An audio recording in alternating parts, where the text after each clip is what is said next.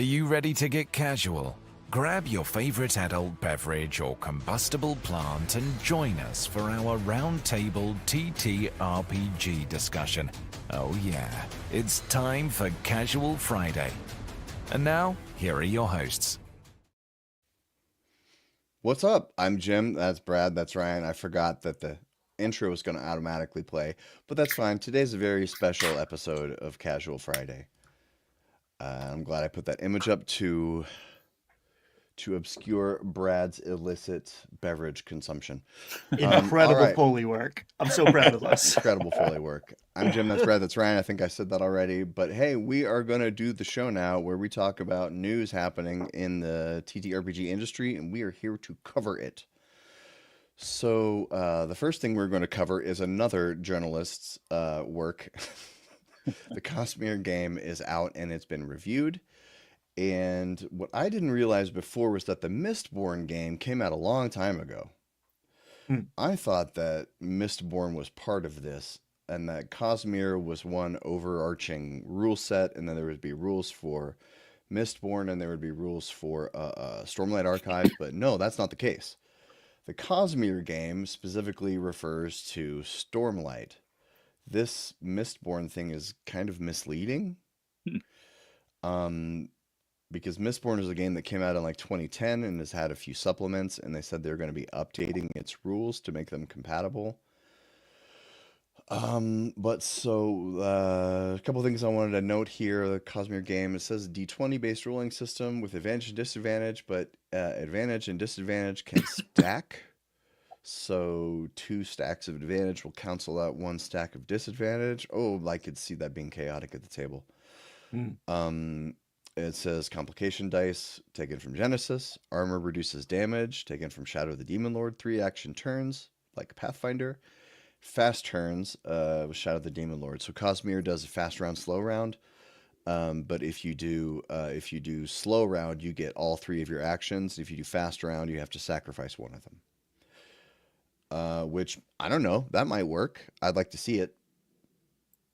The other thing I've found very interesting in here, it says the Cosmere game emphasizes diplomacy, negotiation, and exploration as much, if not more, than combat. Isn't that what all the haters said Daggerheart was going to be? Yeah. I don't know, but if you look at all the Daggerheart cards, if you spread them all out, look at all the abilities, most of them are combat abilities. So that whole thing turned out to be a myth that Daggerheart was going to be the touchy-feely feelings game. Is Cosmere the touchy-feely feelings game? I don't know. Brando Sando's book's a lot of action. Yeah, I feel like a lot of games say this. A lot of games say that they're gonna have social and exploration, like, because that's one of the big criticisms about D&D. Like, D&D has never had really great social rules or exploration rules.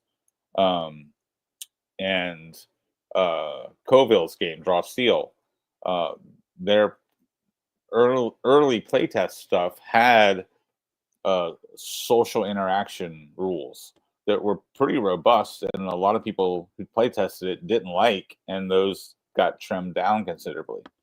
So I don't know. I think this is what you just say. You have to say you're going to have social rules and you're going to have exploration rules, because that's the big criticism, that D&D doesn't have those things.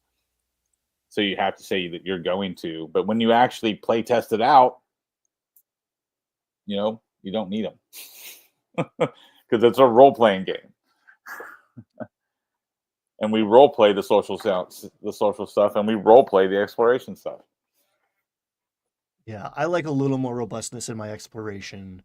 I don't think anyone's really looking for social combat. People think they do until they try it.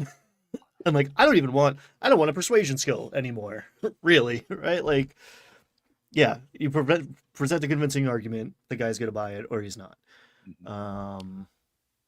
Yeah, I think it's mostly marketing ad copy, and the fact that all of these games are so combat heavy, balanced in the scales, that like if you're remotely adjusting towards 50-50 compared to D&D 5th edition, you get to say that.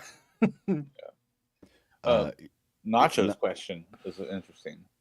oh, Nacho has the right of it here. I remember one section in Mistborn where there's like a 15-page chase sequence with almost no dialogue, and that's a long chase sequence, but it was exciting.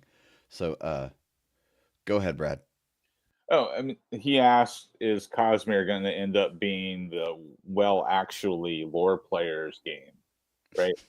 Because the, I mean, I would be intimidated to DM this game Mhm. because I haven't read. I think I don't think I've read more than one of his books. Um, so, like, how do you run a game if you don't know all the lore like that? I feel like that would be a barrier to some people. The most interesting thing that I learned from this article was that he's going to be writing modules, adventures. I don't know exactly what the verbiage is, but it's going to be canon. Like he's writing stuff, he's gamifying things that like got cut from the books essentially. So like you're going to experience canon. Does that mean it's going to be a very railroady game? I mean, there's like battles off screen, um, and like a lot of history involved. I mean, most of my no, I read a little Stormlight too. Yeah, I've only read 4 books, so I 400-page books, so I have no right to talk about his canon at all. It is very intimidating. But yeah, it is interesting. I think that's going to be a big selling point for a lot of Sanderson fans, at least. I think that's going to keep people coming back to this game. If Brandon Sanderson is the one producing narrative content for it, I think 100, that'll get people involved. 100%. Fans are gonna buy this up who never intend to play the game just because they're gonna want to see in-world stuff. Yeah, absolutely. Yeah, some people are just collectors and completionists, right? So Hmm. they're going to want to read these modules. They're going to want to read these game books just so they can say they've read everything that he's written. Some Yeah, I people, have a sorry. go ahead. I have an author friend, Chris Fox, who wrote a book series called the Magitech Chronicles, and he turned those into a TTRPG. It's Magitech something. The game is not different, but it's Magitech, and he says that most of his like he takes the game to author conferences, and people was like, "Oh, I bought that," and they've never played it. So he says a lot of the people that he sells his box sets and his Magitech rule sets to are people who are just fans of his military sci-fi stuff. Hmm. Twin Steel, you know Magitech? Yeah. Chris Fox is a friend of mine. He's a good dude. Twin Steel mentions the Star Wars Z20 game, and Hmm. I ran that back in the day, back before the prequel trilogy came out, like shortly before the prequel trilogy had come out. Um, and like Twin Steel says, I didn't know all the lore from the novels, the expanded universe stuff, but I I ran a campaign. Interesting thing though, the well actually happened, um, because I was running the game post Return of the Jedi, where like the Empire was trying to recover and rebuild from the events of Return of the Jedi, and I actually had a plot where this Imperial admiral was making clones in order to make new stormtroopers. And my player was like, well, actually, I don't think the Empire would ever use clones. And then episode 1 came out, and like, oh, we're going to get a whole series of movies about Clone Wars. Um, so that was kind of a funny, kind of validating moment. Well, your friend was not as much of a fan as they thought because the Clone Wars are mentioned in the original Star Wars movie. Right. Yeah. So that has been canon since 1977. Exactly. All I right, love so dunking on nerds. Take that, take nerds. that, nerd. Exactly. All right, so so moving on. The next thing that we are going to talk about is Power Word Meal. If you know anything about D&D and YouTube, then you probably know who D&D Shorts is. Will from D&D Shorts has taken a very large step over the last probably year or so in that he's giving away most of what he makes on YouTube to charity. which if you know is not actually that much. It's not like he's giving away $1 million a year, but he spends a lot of time on his channel, and to just give any profits he might make from it to charity is a big deal, because he's making these channels is not easy. It takes a lot of friggin' work, and to give that away is a pretty big deal. So he started this Power Word Meal, which is giving food to the poor. And I did not read this. I didn't consent to read the mail, so I didn't get the PDF. You have to leave this box checked that says, yeah, they can email you, which I didn't. So I don't know what's in the PDF. I'll ask Will for you to send one. An epic one-shot adventure and a new playable species for Pathfinder and D&D. So you get some freebies. Also, you get to there's some suggested amounts, but you can type in whatever you want. Give some money to people who are in need. You donated 80 cents, Jim? I have no idea why it defaults to 80 cents. Let's see if it does that again. Oh, yeah, look at that. Interesting. Even if I erase it, type in 1, 2, 3, 4, 5. Oops. Oh, be careful. Oh, no, it does remember. Huh. I did not give 80 cents. Every cent counts. That's right, Mike. All 80 of my cents are going to a good cause. So I don't know if you guys have anything to say about that, or should we move on? That is sharethemeal.org. And we will try to get a link in the chat or something. Yeah, I think so... Go ahead, Ryan. Yeah, it's so easy to get caught up in the food fightiness of it all, and hate on Hasbro and conspiracy theories about Critical Role getting money from them or whatever the hell. And it was very cool to see people kind of have an awakening around the OGL. Will, in particular, was well connected, became a journalist by accident. It was interesting to watch that transformation. And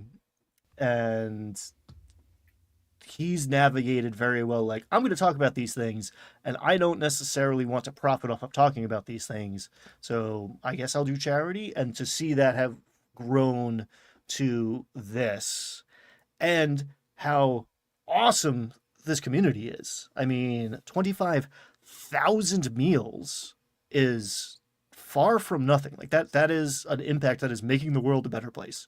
Straight up. No notes. Good job. Yeah, I mean, that's basically what I was going to say, right? It's easy to get caught up in our hobby and focus on all the drama and the infighting that kind of happens in our hobby. But this is a great opportunity to bring folks together and make an actual impact and help other people. It's cool. Indeed. So consider supporting. All right, moving on. We are going to cover some new UA that dropped. We're not going to go fine-tooth comb over every little single thing. But I do. So this new UA has the Arcane Archer, the Tattooed Warrior Monk, the Conjurer Wizard, Enchanter Wizard, Necromancer Wizard, and Transmuter Wizard. Which I think all of these have appeared in previous, after last appearance. Yeah. So all of these were in previous UA. Starting with the Arcane Archer. Let's see what it says. The curving shot has been revised to use the same ammunition but a new attack roll. Magical ammunition is a new feature that grants magical effects to your ammunition that can be used outside of combat. Ever ready shot and available at a later level, but always regains one expended arcane shot. Arcane burst is a new feature that grants an additional effect to Indomitable.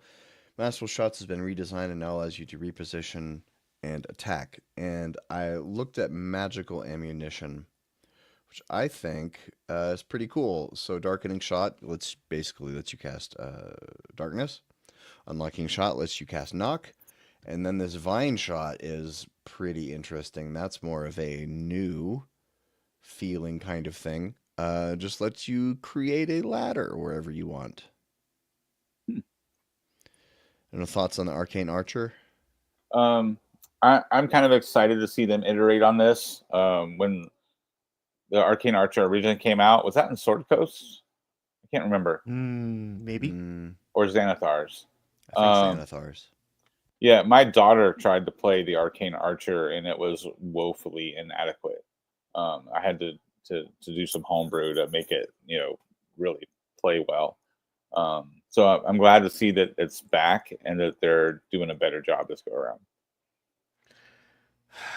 I feel like it's still not good. I mean, I did the deep dive on this. I wrote elaborate notes, and they say Marshall's bad, Wizard's good.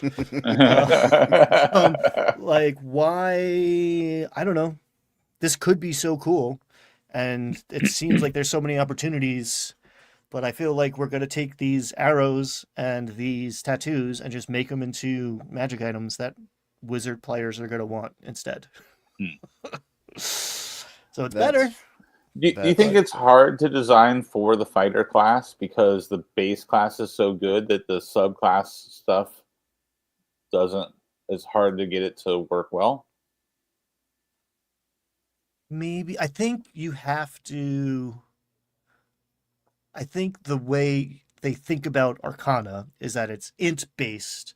And I think a lot of it is you are giving them a third stat to care about. And now all this stuff is proccing off of intelligence, and it's similar to the Arcane Trickster's problems, but the Arcane Trickster, I think, is more robust. But making the fighter care about int, and then just making the wizard better at being a druid than the druid is, it doesn't feel balanced over the whole system. It's following a rule that they've established, but not zooming out to the wider world. I think attaching it to proficiency or fighter level would go a lot further. There is like, oh, you get one every fight in case you don't have one, which is kind of an acknowledgement that they're not providing you with enough of the resource, but giving you out of combat ways to use it while they're not giving you a lot of shots, literally. There's strain in that system for me. Well, the fighter is always there's all the half casters are basically fighter plus one other thing. So it's hard to give the fighter interesting and creative things without directly stepping on the toes of a lot of other classes, I think. So strongly agree, but we're about to see a wizard that's a better druid. So they're not afraid to do that for wizards. And one thing, in Baldur's Gate 3, the Arcane Archer gets a ranged disarming attack, which is dope as hell. I don't know why we can't do that in 5e. Arcane Archer is very fun in Baldur's Gate 3. I never played one in 5e, but I believe Brad when he says it's woefully underpowered. So the Tattooed Warrior Monk, they changed before the tattoos just gave everyone spells, which no one liked. So instead of spells, now they just give spell-like effects, basically. They give effects that are the same things. Beast tattoos grant a cantrip. Celestial tattoos been redesigned. More focus points. Nature tattoos been condensed to provide damage resistance. Monster tattoos redesigned. So now basically the third level stuff is the same. You get a bat gives you dancing lights. Butterfly gives you light. Crane gives you guidance. Horse message. Tortoise spare the dying. And the problem with that is that when you're a monk, if you're doing anything other than punch with your action, it's really a waste of your whole action economy, A monk is never going to use their action to cast a message. That's just crazy talk. It would never happen. Celestial Tattoo, then you can basically, it's like superiority dice. You spend a point to add your die to things. Then Nature Tattoo, you get resistances. And then I do like this. Monster Tattoo at 17th level. If you choose Beholder, you spend a point to get a fly speed. And then after that, you can spend a point to have basically what's an Eldritch Blast, but with a D12. Because it's level 17, your monk die is going to be a D12. So you're doing 1d12 plus 5 4 times for one focus point. 120 feet, force damage, which is better than Eldritch Blast. Thoughts on the Tattooed Warrior? Yeah, I feel like one of the best designs for the monk was the what was the radiant one? The Um, Sun Soul, what yeah, was it called? I think so. Um, and I don't know why you can't just use that type of design, but where so you're just kind of blasting stuff. Because it effectively was like just using your melee abilities at short range instead of 5 feet away. Um, but it was you were technically you were shooting rays of sunlight or whatever. Um, I feel like that was one of the best designed monk subclasses.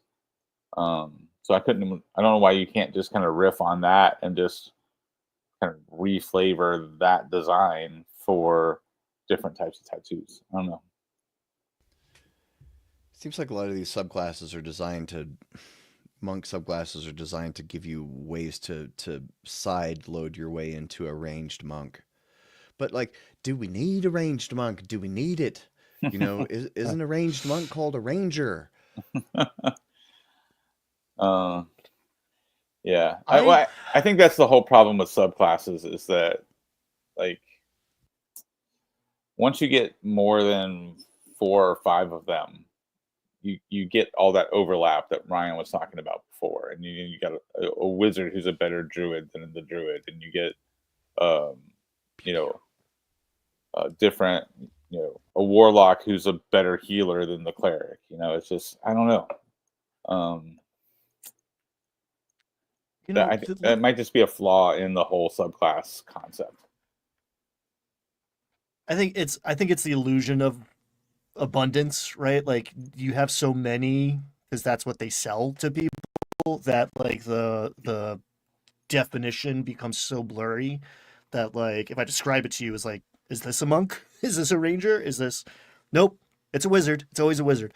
Uh, but looking at this one particularly, because like this is so cool flavor wise. I'm like mad at this one particularly because I want this to work. I want a dope arcane archer. I want a tattooed powered martial artist. Like those are so cool to me conceptually and Mhm. fall so flat compared to other things that are out there that I would like to see, and I don't know if it would work ever, but having a more like curated like for this module, I mean, they do it to a degree, but for this module, these are the subclasses.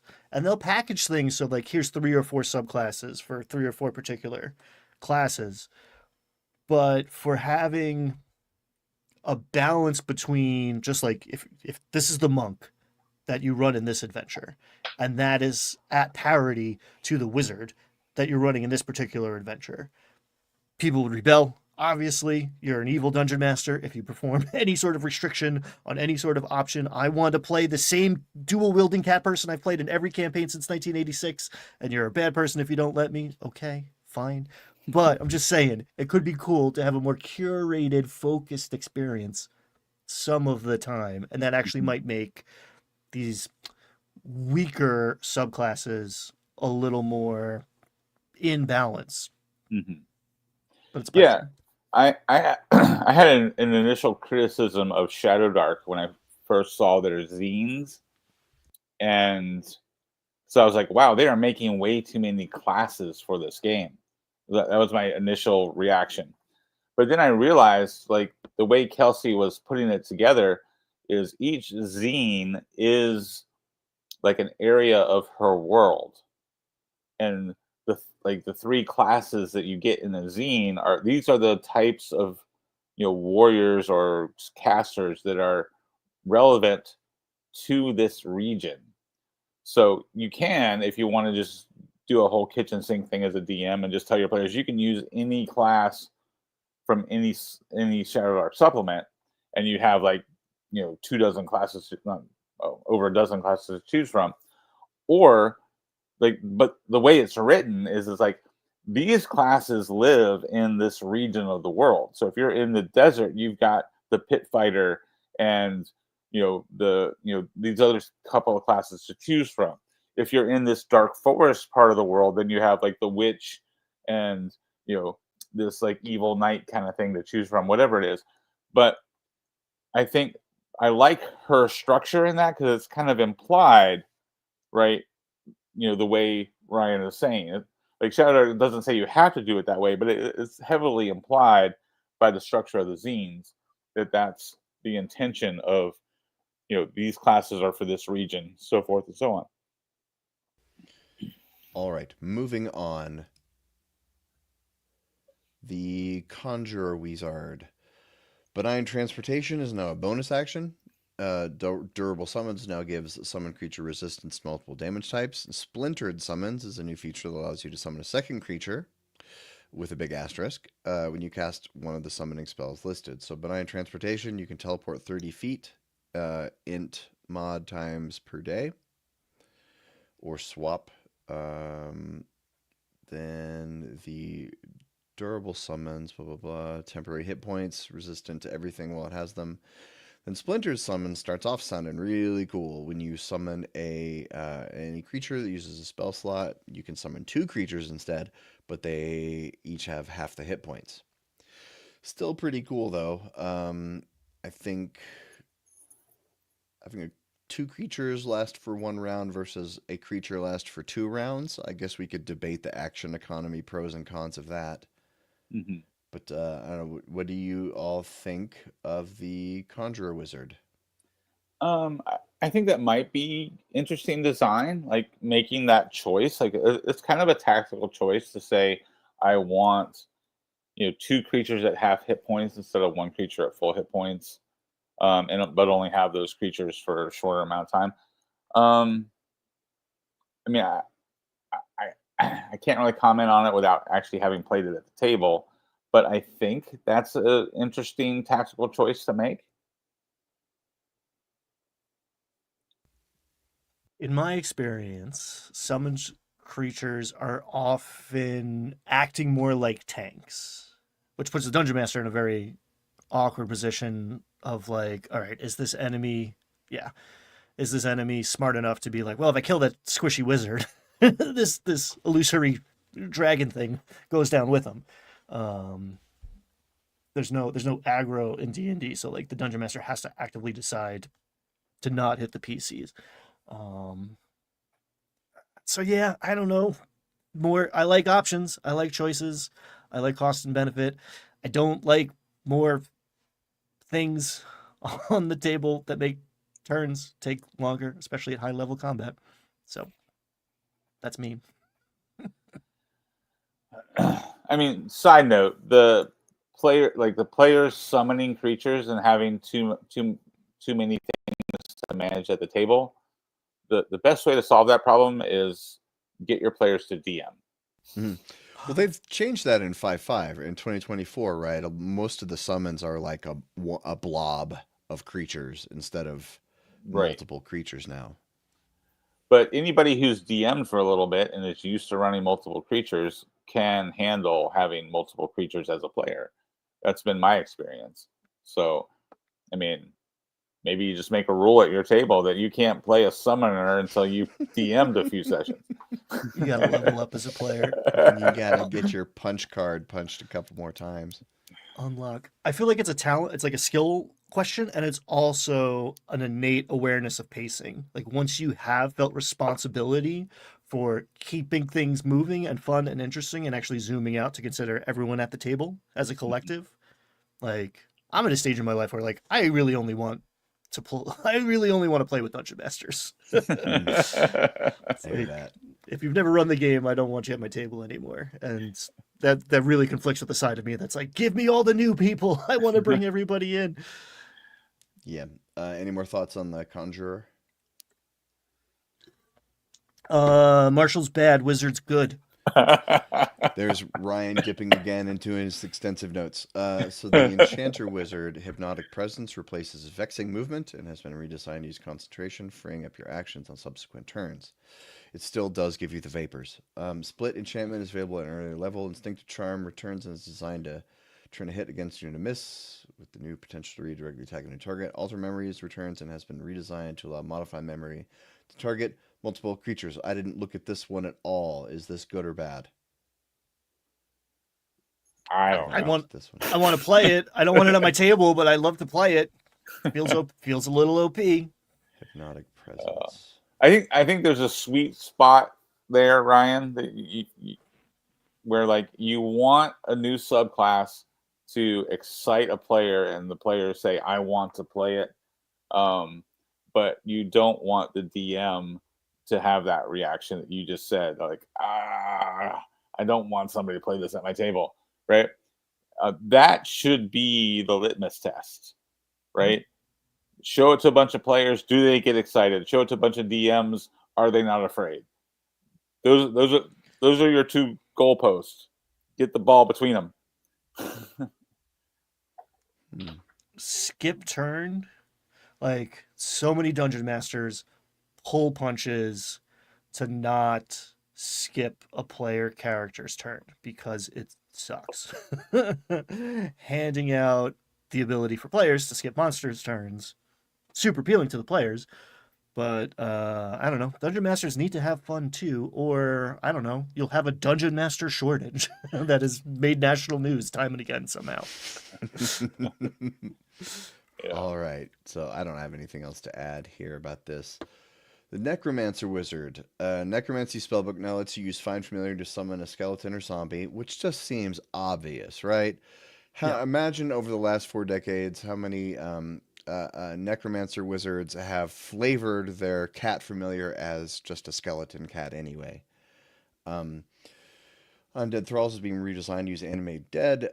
Harvest Undead has been redesigned to restore hit points to you and you destroy an endeavor creature. Death Master now allows you to create death bursts of necrotic energy.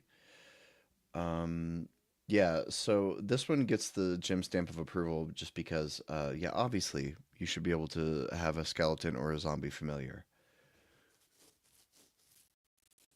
Yeah. That's all I really have to say about it. This is the one I paid the most attention to because I just like necromancers. I mean, who doesn't? If you don't, I don't trust you. So, but yeah, I mean, it looks good. I would play this, and it hits that goalpost for me, right? Like I would play this as a player, and it doesn't scare me as a DM. I am in love with necromancers. So Brad, you can trust me. 2, I'm kind of okay with them being on the OP side of things because I think that gets counterbalanced by the fact that like in game, no one trusts you and everybody hates you.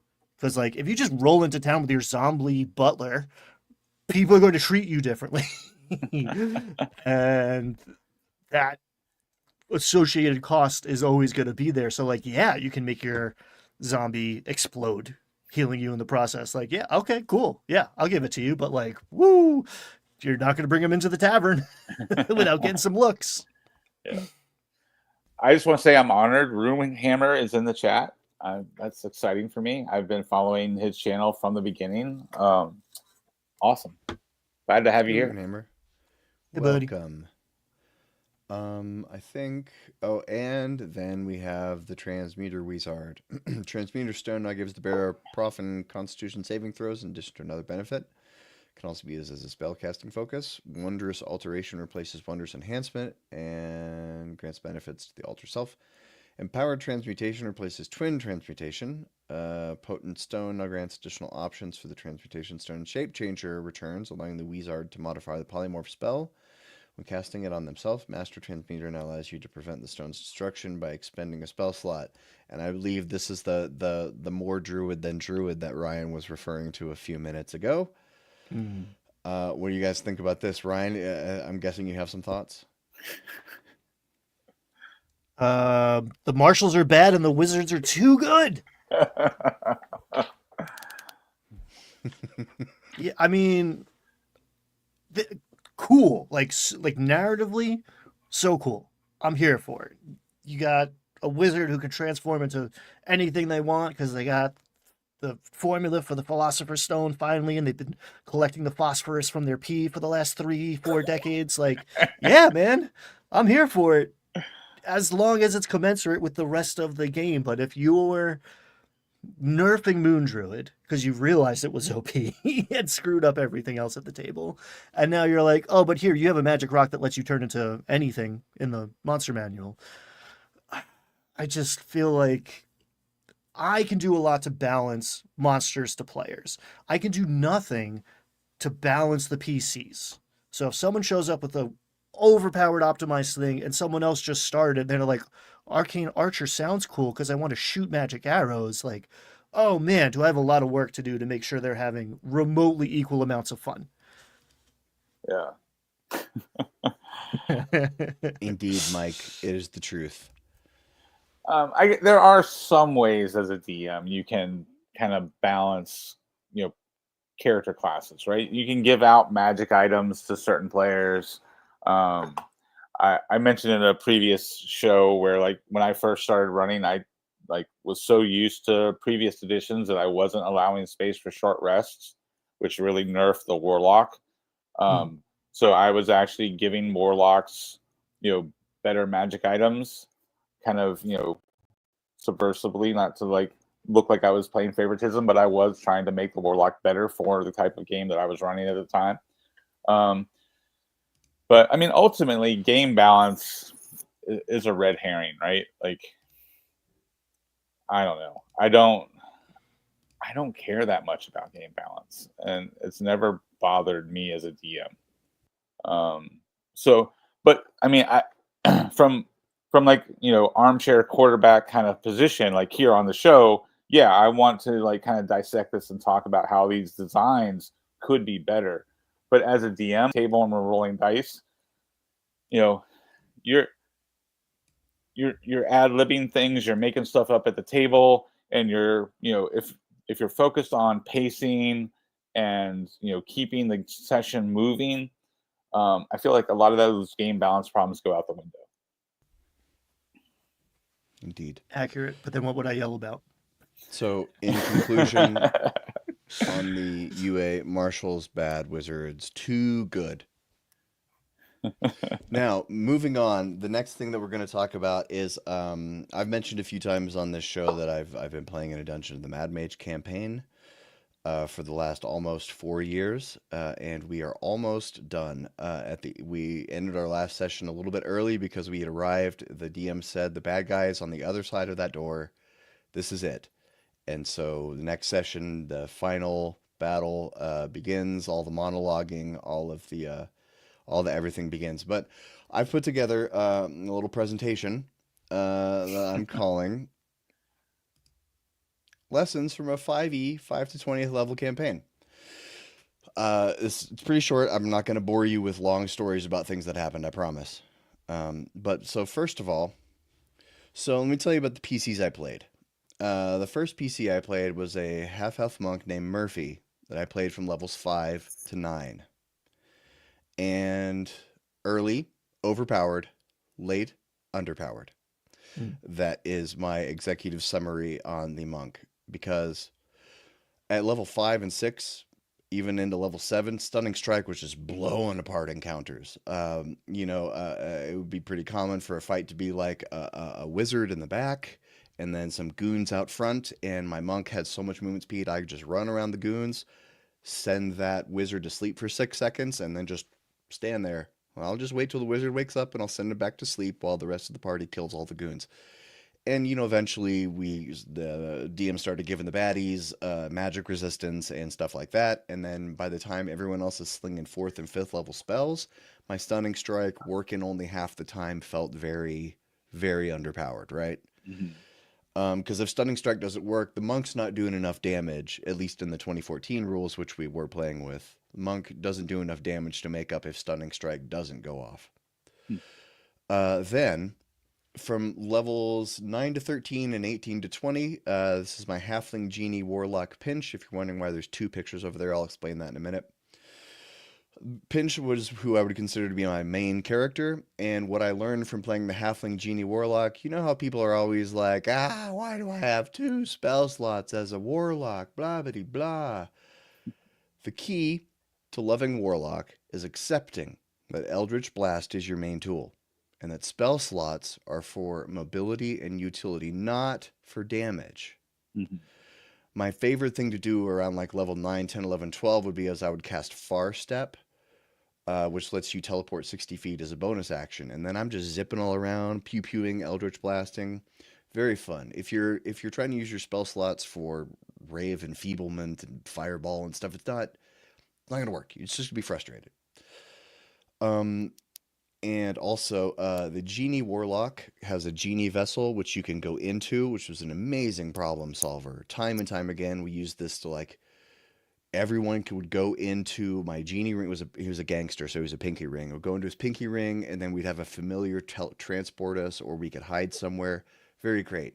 If you're wondering why there's two pictures over there, the top left one is the original Pinch Prime, and then at some point in the campaign, I got a Staff of the Magi, and I started wearing red robes and a fake beard, and I insisted everyone call me Pinch Dolph for about a dozen sessions.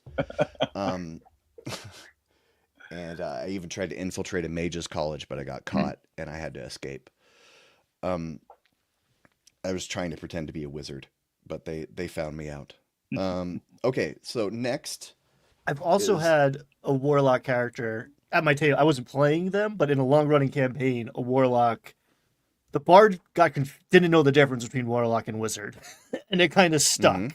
So I've also seen a lot of warlocks being like, "Yeah, fine. I'm a wizard. Whatever."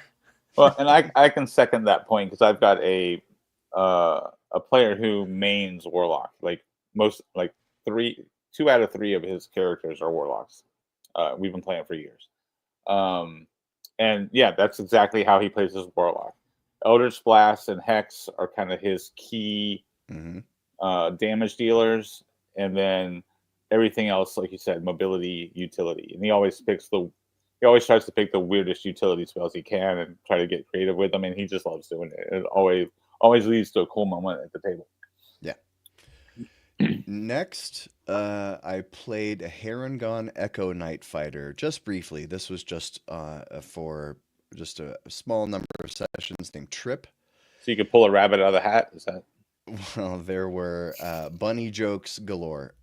So the Echo Knight, super duper fun in gridded combat because the 2-token maneuvers open up all kinds of battle strats that are just very fun.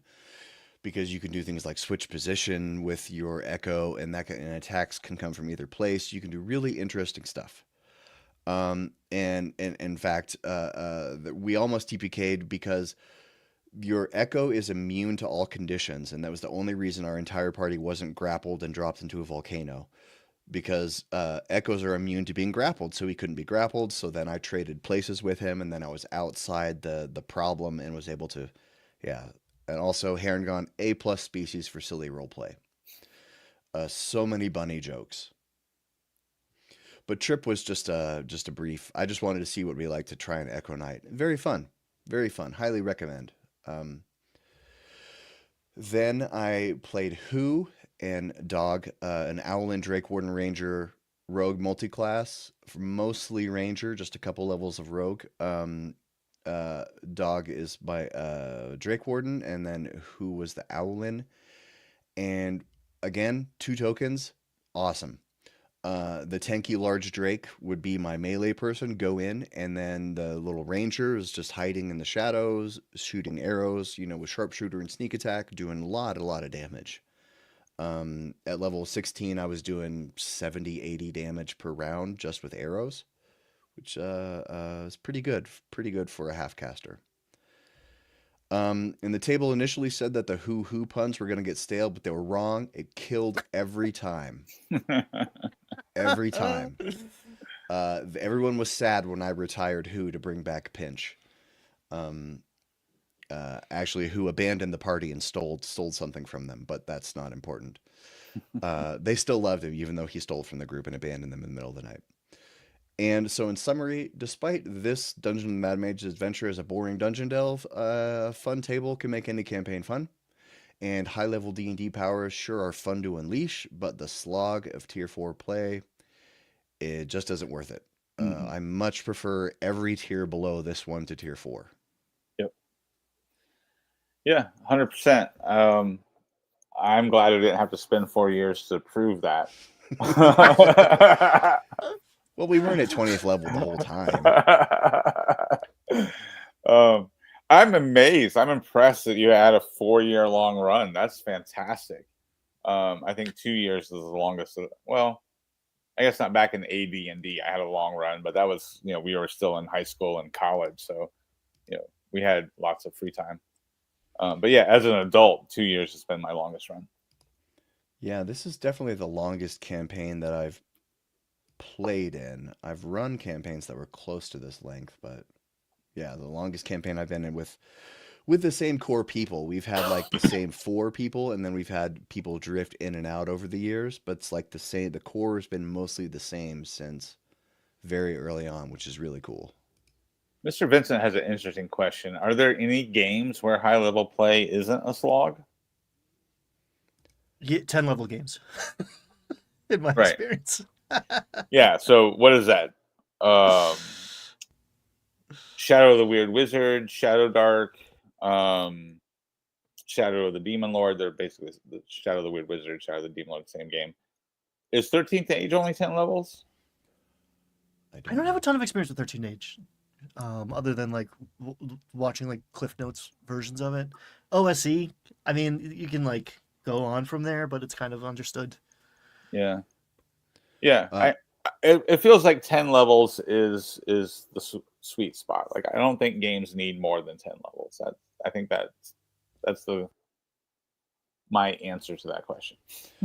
Mike, yeah, I would do another 4-year campaign with these guys. It was fun. We were all kind of strangers when we met, but we're all friends now, so that's cool. Yeah. I think two things that don't get talked enough about. One, the camaraderie that comes from having these like there's part of your brain that doesn't know that this intense experience you're having with these people is fantastical, right? Mhm. It's the same like the reason your brain stem shuts off when you're dreaming is because the rest of your brain is just like, nope, this is real. So like some of my best friends are from D&D because we've been through crazy shit together. And the fact that that crazy shit was happening while we were sitting in chairs eating Doritos, like, nope, still the camaraderie is there, has been built through those experiences. Two, it wasn't even a 1 to 20 campaign. And Jim is here to celebrate an incredible accomplishment that like a lot of people just take for granted. Walking in the door, they think like, oh yeah, sure, we'll go to level 20. 4 years. 4 years of adults meeting weekly. And well, I don't know. You started before the pandemic? If it's 4 years? I've lost track of all time. It's 1998 in my brain still. It But was it was during. It was like 2021. So from so oh, sorry, Ryan, finish your point. no, it's just that is huge. And I think people like setting that as like the gold standard. I don't even think it should be. It's almost like the expectation set going into like we're gonna go 1 to 20. And like I started off like early on my channel, like very often saying, well, no, you're not. And like accept that and move on. And like that's a good thing. It's fine. Play a one shot.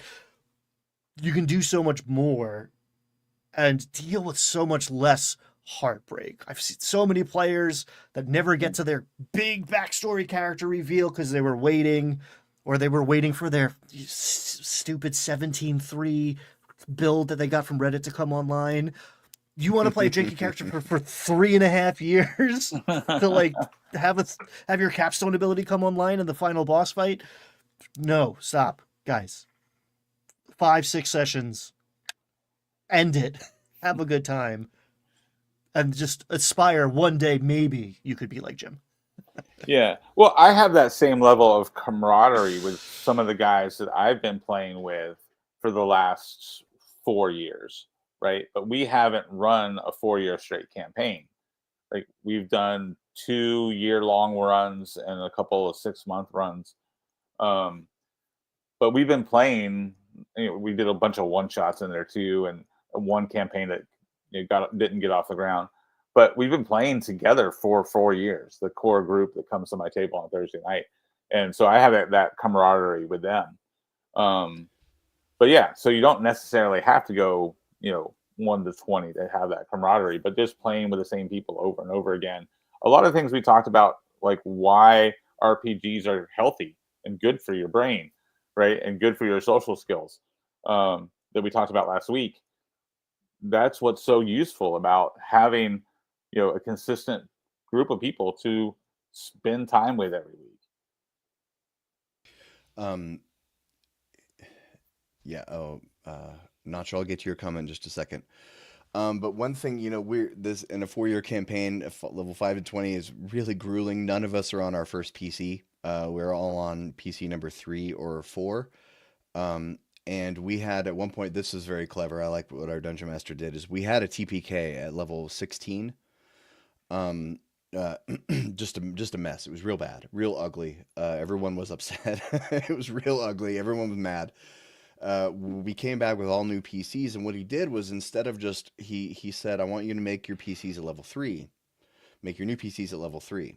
He goes, "Make your 16th level PCs and make another one that's level 3." And so when we came back, he didn't just drop us right back in there as like adventurers going to find out what happened to the last adventurers. He started us in this kind of gauntlet where we had a big major level 3 boss fight with all our PCs, and then we leveled up to 6, and he let us each like get a magic item from the ones that we said that we wanted, from our level 16 PCs. Like, all right, now you can have one magic item. We level 3, 6, 9, 12, then 16 over a period of like 6 weeks. He let us slowly work out our party dynamics and learn our characters from basically, like a sped up level 3 to level 16 campaign over just a few weeks. That was like a simulation inside it's not important. But I thought that was really clever because he could have just dropped us right back in there with level 16 characters and it would have been chaos for a month while we all figured out all of our feats and our magic items and which things are attuned and which things regenerate on a short rest and a long rest and all that stuff. But so he eased us in a way that was fun, and I won't go into details, but did tie into the larger overall plot of the adventure. And I thought that was good. So high level, you have a high level TPK, that's a steal that. Noted. Good I stuff. will. Good stuff. Because, you give someone a new class at level 16, level 12, they're going to be like, I forgot half of the things I was supposed to do. It's a lot. It's a lot. Yeah. Real quick to kind of come back to that question of like what games are good for high level play. Twin Steel mentions Nimble. Does Nimble have 20 levels? Or is Nimble a 10 level game? It originally sat on 5e, so conceptually it was built for 20, but I don't have the new one in my... Actually, no, I do have the new one. I can go find it, but he knows best. He made the thing. And then Mr. Vincent says he wants a game where you can unleash the whole gamut. I feel like Daggerheart does that. I feel like Daggerheart to me feels like you're doing a hell of a lot, even at low levels. Drawsteel's very much like that too. Drawsteel, you have a large pool of powers from level 1, and then the pool doesn't increase that much. Like Daggerheart, one of the things that they do is they have the loadout, so you can only have 5 cards. So whether that's not a problem until you're like level 3 or 4 and you get up to 5 cards, but past that, then you have to choose your loadout. So you'll never have, even if you're level 10, you're not going to have 10 cards you have to shuffle through every time. But you always feel powerful. Like that was Right. what I noticed about Daggerheart is like even at the low levels, you still felt like you were doing something. And what I hear, Drawsteel also it's that because level 1 D&D, you're not a superhero by design, and I think that's fine, but I think some gamers don't like that. World of Warcraft, it used to take you a long time to level up your character. Now you can do it just like that, right? I don't play WoW, but from what I hear, like, people found grinding annoying. So they're like, we'll get rid of grinding. How about that? You could just instantly be like all the way up to the top level, which defeats the whole freaking point of a leveling game. But so, Nacho, you mentioned this interview with Professor DM. Well, that is the next thing we're going to talk about. Boom, segue nailed. So yeah, in that interview, I thought that was very enlightening where he said Vox Machina was the second campaign he's ever finished, because The second campaign he ever finished was on screen, and we all watched it, and we all thought, "Look at this master dungeon master executing his craft. I bet he's done this a dozen times, had these final boss fights." And no, he'd like never done it before. Yeah. But so Professor DM interviewed Mark Mercer and Travis Willingham. It's a dropout joke from the D&D on a bus. And over a very long interview, he started off, we love Professor Dungeon Master. He asked them the hard-hitting questions that all the stupid people have been asking of Critical Role for years. He said, "Does WotC pay you to play Dungeons and Dragons?" And they said no. That was like he didn't even butter him up. That was just the Yeah. opener. It was Yeah. just cold. Hit him with that. He said, "If Critical Role is not scripted, why do you have staff writers?" And they said, they write our ad copy, basically. They have interstitials, they have things getting you to try to subscribe. People write ad copy for that. And then the main thing, why did they choose 5e over Daggerheart? And what they said was exactly what the three of us have been saying, which was that the decision was made a long time ago. And they didn't want to change things for Brennan. Mm-hmm. Well, and the other aspect was they love Daggerheart and they want to celebrate and grow and expand Daggerheart, but they didn't want to, do too much with Daggerheart too early. Which are like you said, those are exactly the things we speculated, right? Yeah. And that's really interesting to me. And I don't know if it's like a political markety answer or if it's genuine, but either way, the idea of they're not defining and therefore limiting what Daggerheart can be, 3-4 months after its conception, right? Like, it's in effect them getting out of the way, because there are big names running Daggerheart for their next runs.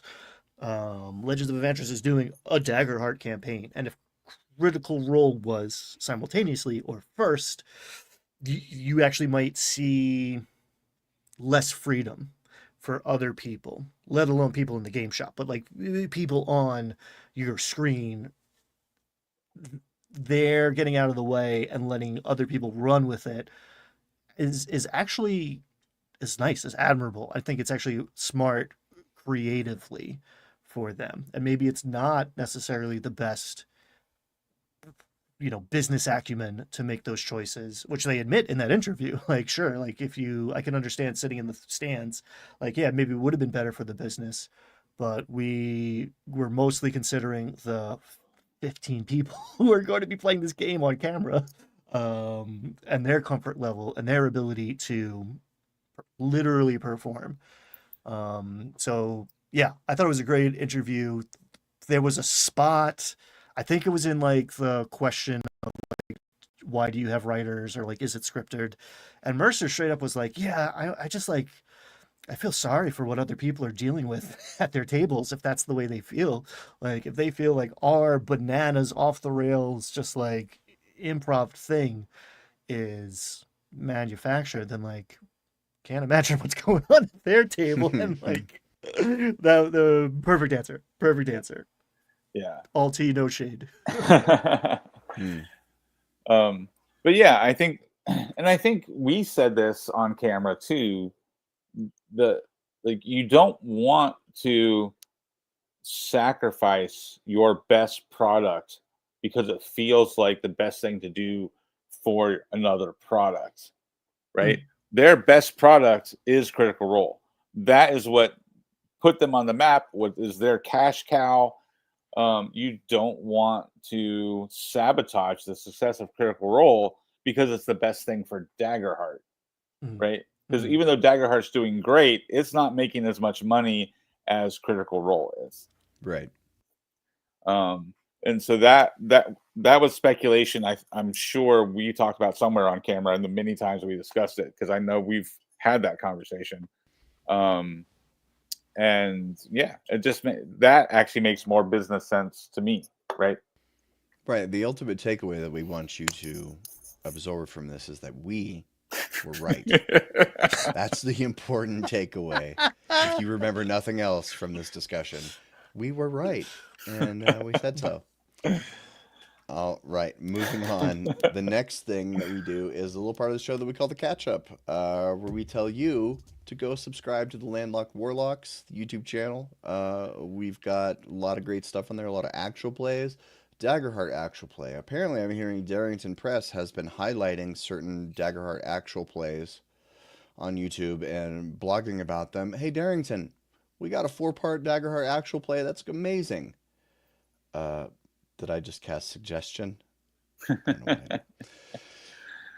Darrington, reach out to us. Yeah, give us the clicks. Give us the clicks. So what do you guys got going on? Brad, what you got going on? I am working on the next phase of my YouTube experience. So there's a lot going on behind the scenes right now. I don't know how ready I am to talk about it yet, but there are things in the works. And any of you out there have noticed that I have not been uploading videos all summer, and that's probably not gonna change anytime soon. But at some point, I will be back on YouTube. I will be doing something different, maybe significantly different than what I was doing with Dire Den. There will probably be some more Dire Den content to come as a way to help make that transition.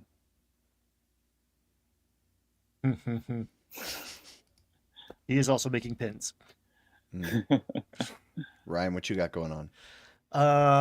It's also been kind of a rebuilding era this summer over here at the Vertigo table. And I've been spending the last week or so. There's a whiteboard I can't show you, but like there's master plans for like Q4. And a lot of that is built around or at least the beginning of that is built around the starter set. So a lot of people, if you know who I am, it's because I helped you run the last starter set. So I'm gonna do it again. I've been thinking a lot about it. And in actual play news, I'm gonna run these fellas and a couple of our other friends through it. And I got some big ideas actually that I'm gonna graft onto it, which I would like to discuss with you guys in a sec if we can. I also have a whiteboard. Just out of view that has some of my YouTube plans on it. I really like the whiteboard way better. Whiteboard makes you feel like a mad scientist. Typing on a keyboard in a OneNote document, not so much. You got to have actual, you got to swipe that marker and go X out this and cross it. It really actually helps sell it. I've also had kind of a lazy September. My unboxing video did pretty well. It was weird. I released it on a Thursday afternoon instead of a Sunday morning, and so it didn't like take off till Friday evening, which was weird. Usually, I'm used to my videos like they get the views they're going to get right away, and then peters out. But because of all these critical announcements, all my crit roll videos have been doing well. Yeah, I know whenever crit roll announces something because like I see a big spike in comments on certain videos, like. Quinn's Quest put out a Triangle Agency video, and all of a sudden I had a bunch of Triangle comments on my Triangle Agency video. I was like, what's happened? Why is everybody watching Triangle Agency? I was like, oh, it's the Quinn's Quest bump. Anyway. Is there a moment where like some part of your brain is like, what, like, uh-oh? Like, is it like scary to you? Like, does it trigger like that like fight or flight? Just like, something happened. Why am I having success right now? Is that just me? Yeah, for sure. So moving on, next on our agenda is something I don't know. Ryan has a mystery topic for us to discuss today. Yes. Okay. So the starter set, I think the most interesting and perhaps flimsiest pillar of the starter set is that you can change who's DMing. And I think for an actual play series, maybe that is harder to do and not great, especially when you've invited a bunch of people to play because you're running a thing and then surprise, no, you're going to run a lot of it. Didn't feel fair. So I am thinking this time around, because no one in our group is starting from zero. The training wheels are not necessary. I'm going to have everyone build level 1 character, and you get to play that level 1 character for that first session. The next session, you have to play someone else's character. So you're making your character, one, without being too attached and being able to let it go. Two, making sure you hit all those beats and not save them for level 18 or whatever that you're never going to see. You got to get it all out there. And three, however you interpret that, you are building a character that next week someone else is going to be playing, which is maybe the most interesting and fun part for me. And then I think the homebrew rule is if your character dies, you get to make a new one. So if you get stuck with a real clunker, you can commit suicide and then build the character that you wanted to play, at least for that session. And then again, now that goes into the pool. So it might be totally harebrained. There's definitely some like cost. Peter, congratulations. Everyone, if you have not heard us gush all last week about, and the week before, about how awesome Tales from Elsewhere is, go back it. Also, Homie and the Dude, Scorched Basin, also great. Go check them out. Both Kickstarters.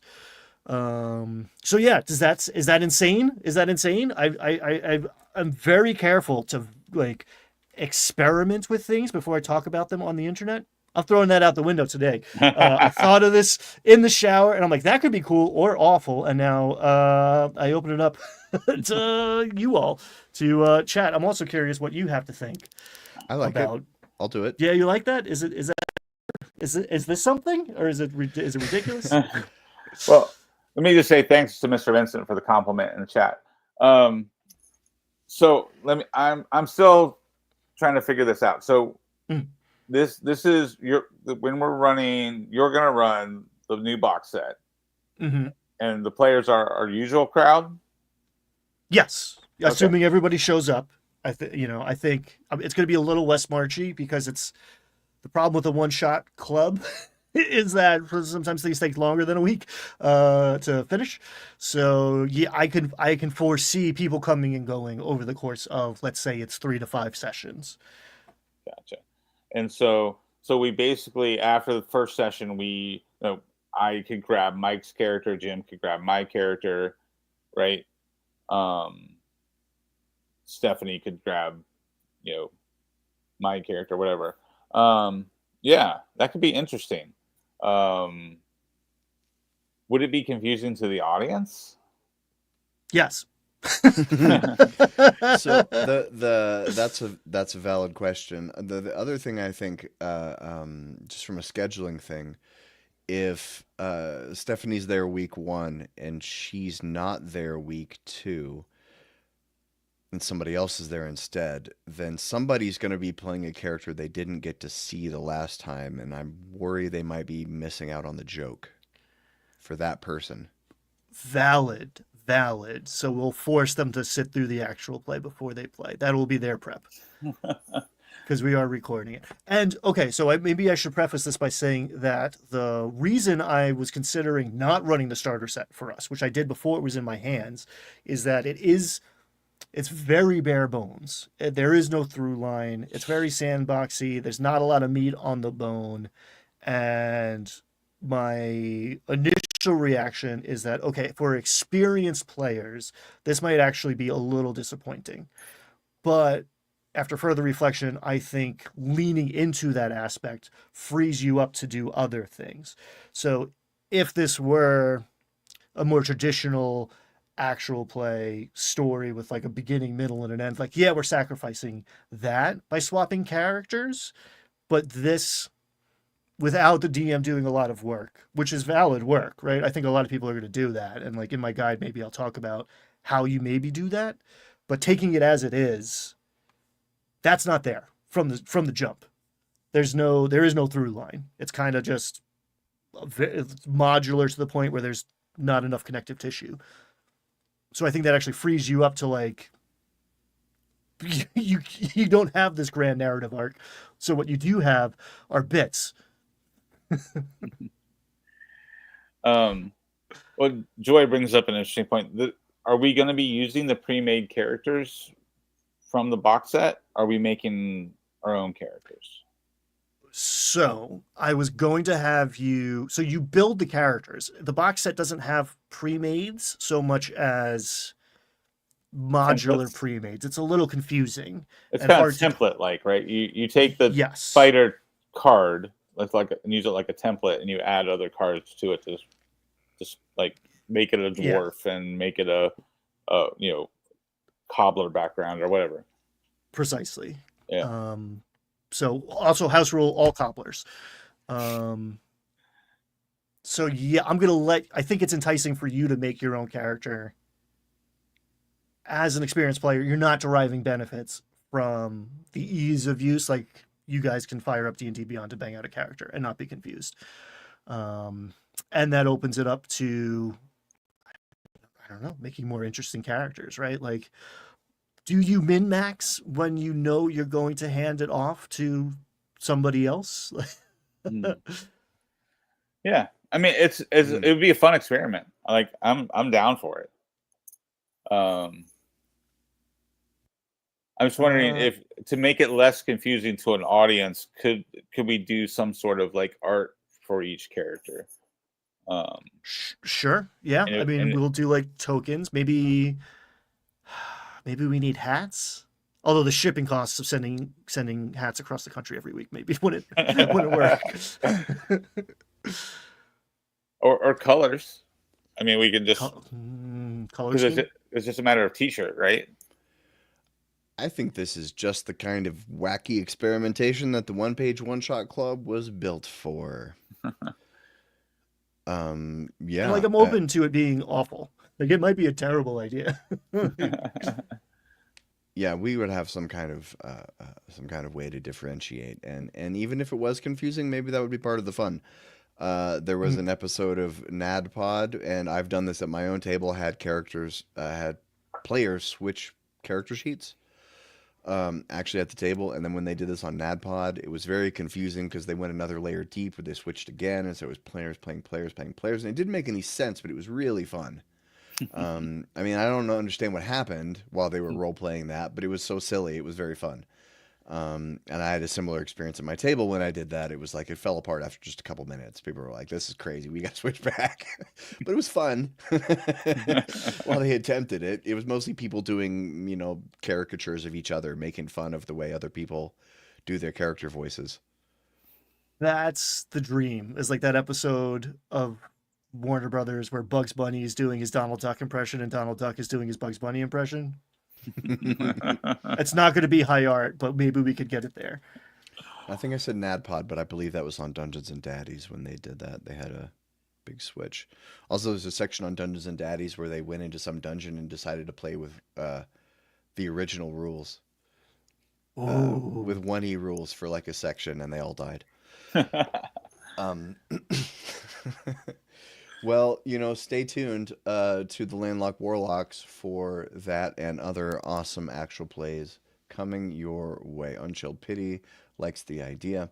So the next thing that we're going to talk about, moving on, I discovered, I don't even remember where I found this, but Heritage Auctions has a bunch of classic D&D material, and I just like scrolling through to see how much this stuff costs. Like, there's an original, where is it? Where's the box? Wood grain box. Current bid $5,250. Man, I wish I had kept all my old stuff. That's crazy. Yeah, Tomb of the Lizard King at $300. Just Gods, Demigods, and Heroes is only $35. Nobody wants that. Oh, I see it's graded at 5.5, which is probably why. Dragonlance. This grading stuff is such a scam. I have a whole bunch of old Garbage Pail Kid cards that might be worth money, but if I have them sent in to be graded, I could lose a whole bunch of money having them graded. So I don't know what to do. Because if they're not worth anything, then I'll be out hundreds of dollars for the grading, which is not how business is supposed to work. Yep. This arrived on my birthday, which Jim did not know. Did it? Still doesn't know, actually, what my birthday is, but it arrived on my birthday. I was like, This is nice but creepy. What's No kidding. Happy birthday. Um, There was also no note. It was wrapped up Yeah. in like loose leaf paper, and like I could only decipher through the return address. It was straight up like, all right, this is some serial killer shit. I don't know what I'm looking at here.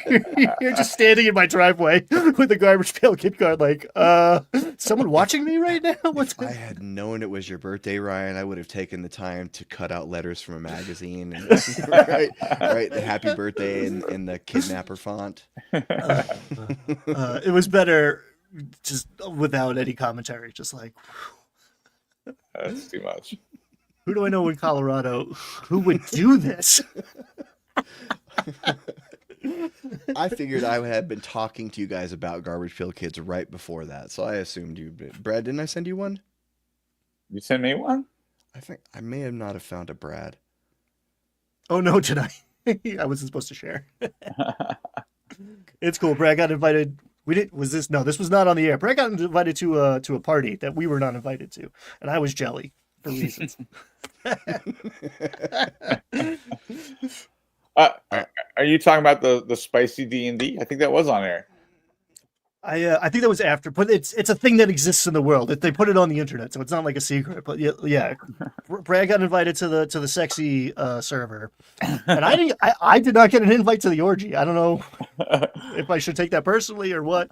Not hanging out in the right places. Oh, this is how I won't be here next week. This is where the FCC gets me now. Oh, but I mean, back to the topic. It's crazy to see how all this old stuff is still out there and people are shelling out the money for it. Like, nostalgia is an awesome thing, and collectors are, a unique breed.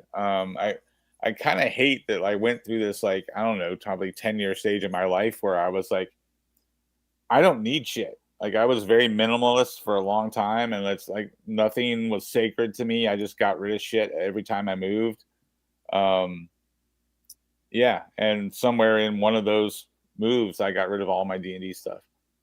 I hate that I did that because I had a huge collection of first edition, second edition books and modules, and it's This is here's a D&D module I've never heard of. 5 coins for a kingdom, levels 28 to 32. I've never heard of this one before. I didn't know that was possible. Yeah. Have you heard of 5 coins for a kingdom? I have not, but the fact that it's that high a level says it's for Beckme, right? Beckme and the rules cyclopedia that was, a condensed version of or like combined version of the Beckme stuff, had that high level play. That is a great adventure. Is the worst art on any cover of any adventure module. It's kind of in endearing. existence. Just disagree.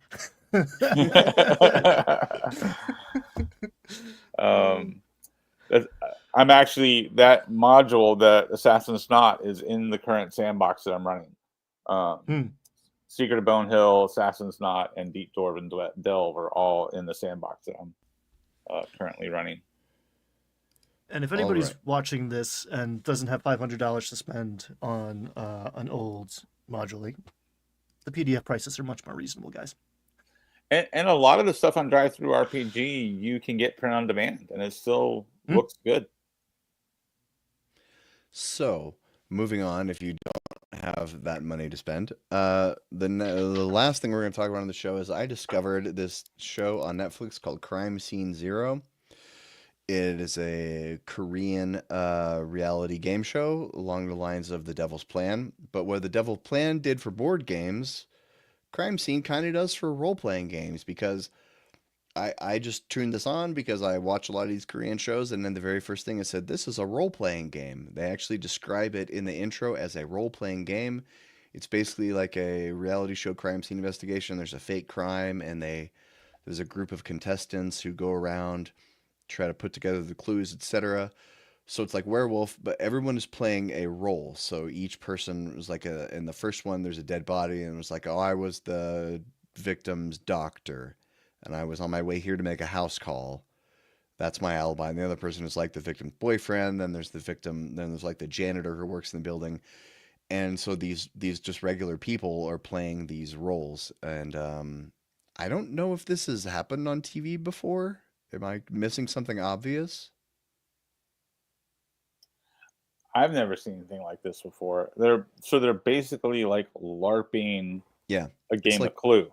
It's Cluedo LARP. It makes me think of The Devil's Plan, which is another Korean show. There's like one episode where they do kind of something similar, like a werewolfy political intrigue sort of thing. So my experience with this is that Jim recommended it, and I've been campaigning to get my wife, who likes Korean stuff but not actual plays, to watch this for the last like 4 or 5 days. And it's okay; she doesn't watch the show, at least not this deep into it, or at all. But right before we hit start, Jim said, like, "Yeah, I've been watching it, and it's LARP and Order Korea." That's good. Thank you, Nacho. That's There good. you go. Very good, Nacho. Very good. Junk. We make sure we hit the stringer today. What the hell was I saying? Oh, it's into Lying to your wife. No, it's strategy. Okay, I'm not lying. I'm withholding information Deceiving. to get her Is to that- do what I want. Is that more palatable? Deceiving. Manipulating. Manipulating, yes. And it turns out, as we were going into it, Jim was like, "Yeah, I watched the first 10 minutes. It's not that good." I was like, "Wow, I'm putting in so much effort to watch the show. I thought it was like endorsed by Jim." That I explained why. There's a reason why I turned it off. I was already knee deep in another show that I had to get back to, so I may go return to Crime Scene Zero later. Probably not, because Alice in Borderland new season's coming out soon, and this show I'm watching is many seasons, so I don't know. No promises. And new Stranger Things is coming out soon too. So. Stranger Things is coming out too. So much stuff. There's so much stuff out there. Yeah. It's the one good thing about our world these days. Is there's a lot of stuff to distract us from. And boy, do we need it. Yes. All right, so I think we're about to wrap things up here. There's a lot of circuses in our bread and circuses. Indeed, not nearly enough bread, too many circuses, is what I say. I don't even know really what that means. The philosophers can figure that out later in future generations when they study the show. So, but what we want to say is that we love you. Thanks for watching. These are strange times right now. Take care of yourselves and be kind to people who disagree with you. And from all of us here, thank you very much. From all of us here at Landlocked Warlocks, we will see you later.